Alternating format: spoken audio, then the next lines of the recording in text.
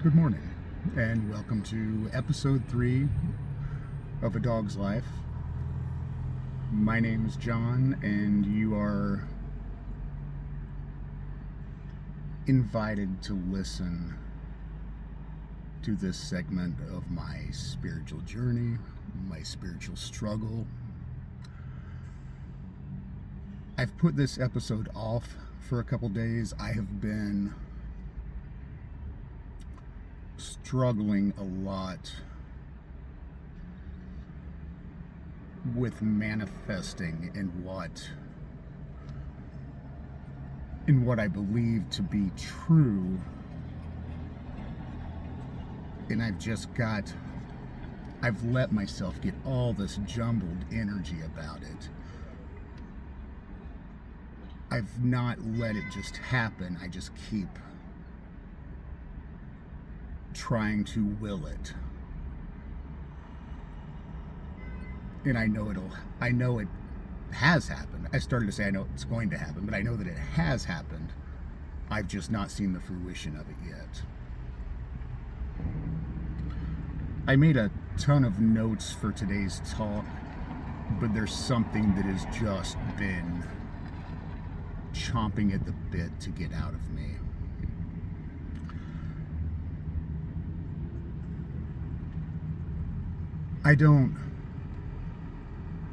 I do believe in God. I just don't believe in God the way that Christians believe in God.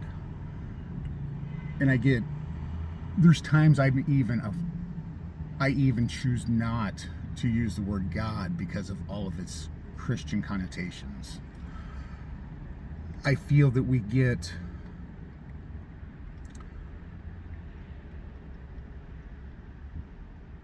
as a society, we get so caught up on Christianity. But if Christianity is the only way, then a Muslim, a Buddha, nobody else is worthy. I cannot. I don't believe that. I don't believe that at all. We're all worthy. We all have greatness inside of us. It's just, do we let ourselves get tied up in the collective view, or do we look inside ourselves for something bigger? I totally believe that the Bible is true. I believe that Jesus walked the earth. I think that at that time, the collective energy, the power, I think that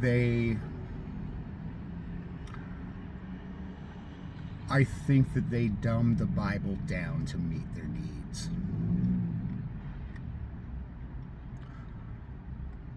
I was listening to a David Bear talk the other day, and he was looking at questions that he'd got on previous talks, and it was talking about energies and like when 9/11 happened, the people that were there, what did they do that was so bad? I don't think that they did anything.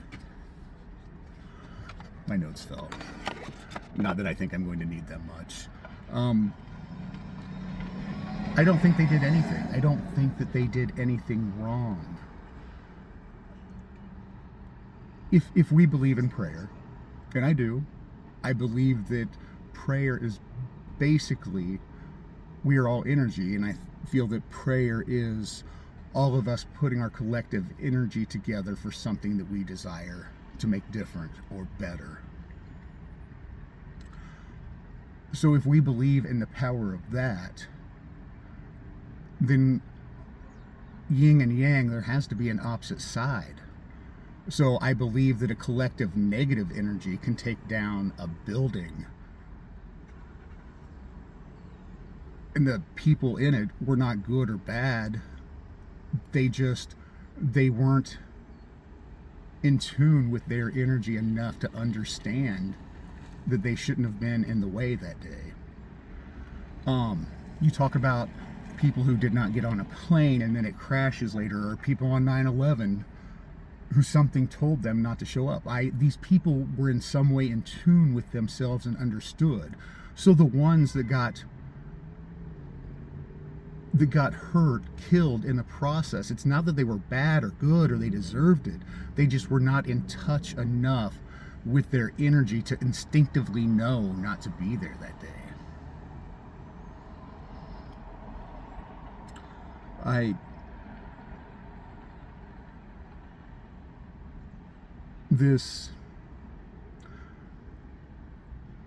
This existence that we have made for ourselves,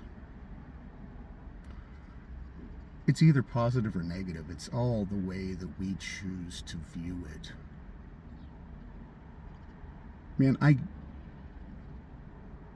I truly get up excited every day to do the little things to make a difference for those around me. And at times, as I have for the last few weeks, I've let myself get tied up in worry when there is nothing to worry about. It's already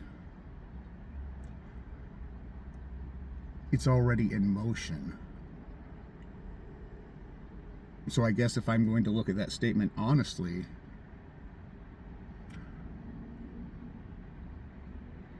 I've got control issues that I still need to work on. I need to trust the process.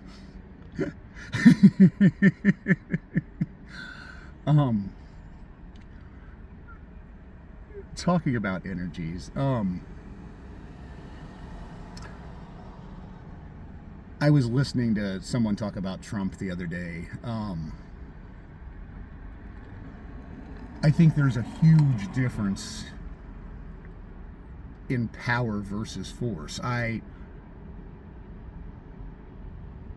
In some people, you can just look at them and see that they understand the power they have within them to make a positive impact on our society. They understand their power. I don't think Trump really has power. He uses force to push his way through. And that's not how we're supposed to use our energy. I cannot get on board with that, with using your energy with force. I believe if we understand the power within us, we don't have to force to make a change.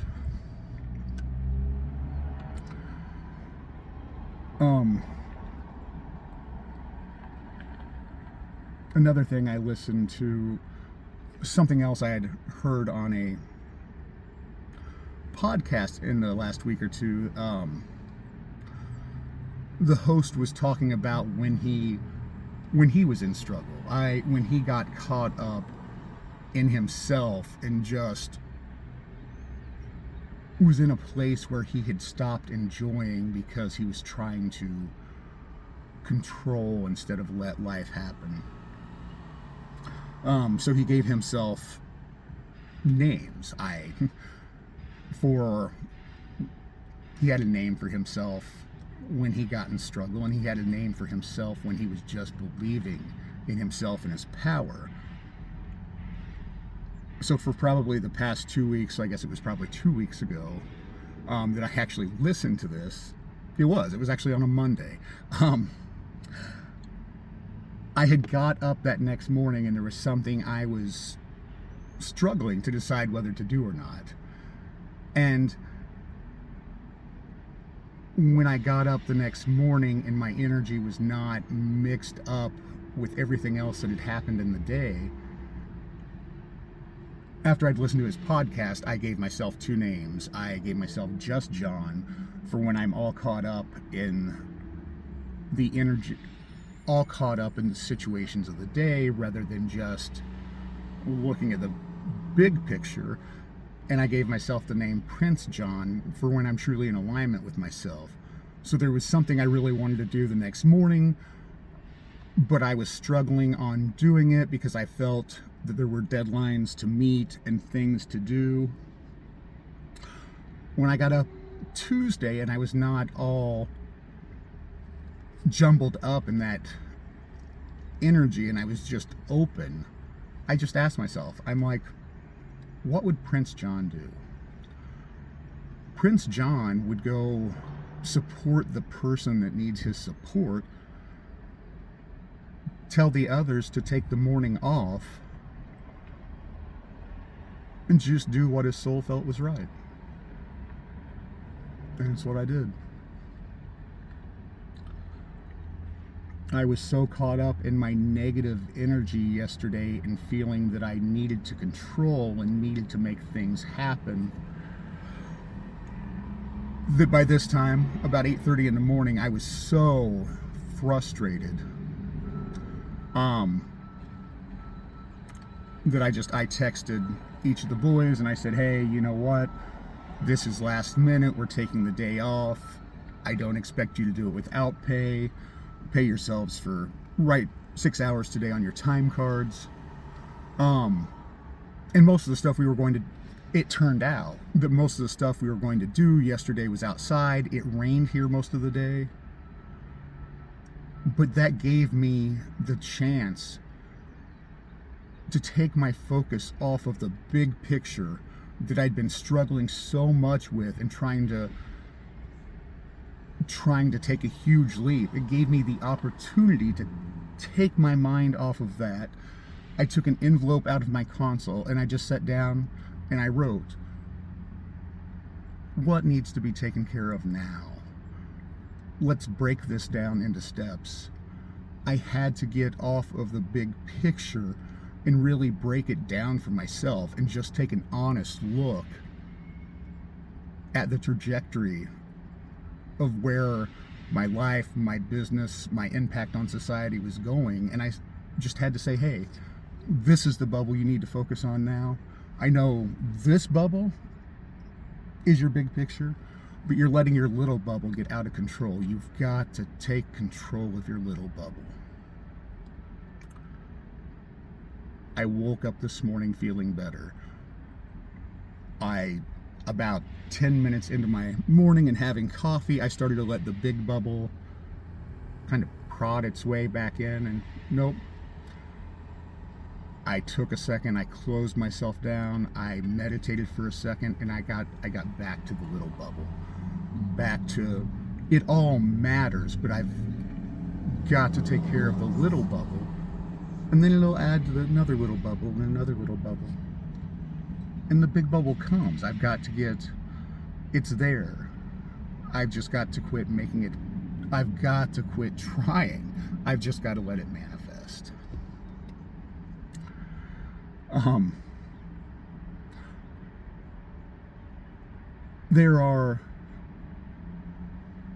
I was listening to a lady on a podcast the other day, and I started to say it was Brene Brown, but I don't think it was.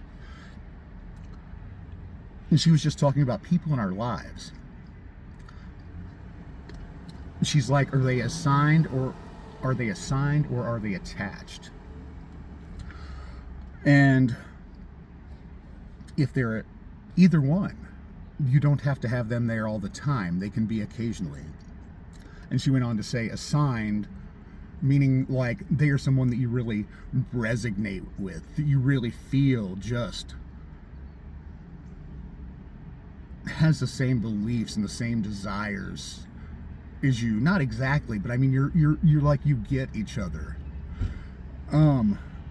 That is what she defined as assigned. And then attached was people that just feel like they need something from you, and they've attached themselves and they've been a part of your life for so long.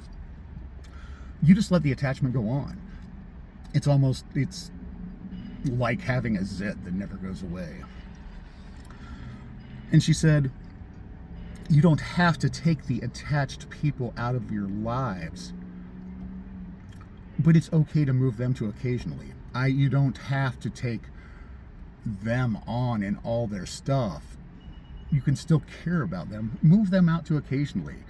Don't let them be attached all the time. Things like that pull on you and weigh on you, and you get caught up in that, and you get to a point that you're not doing what you're meant to do because you've got that attachment pulling on you.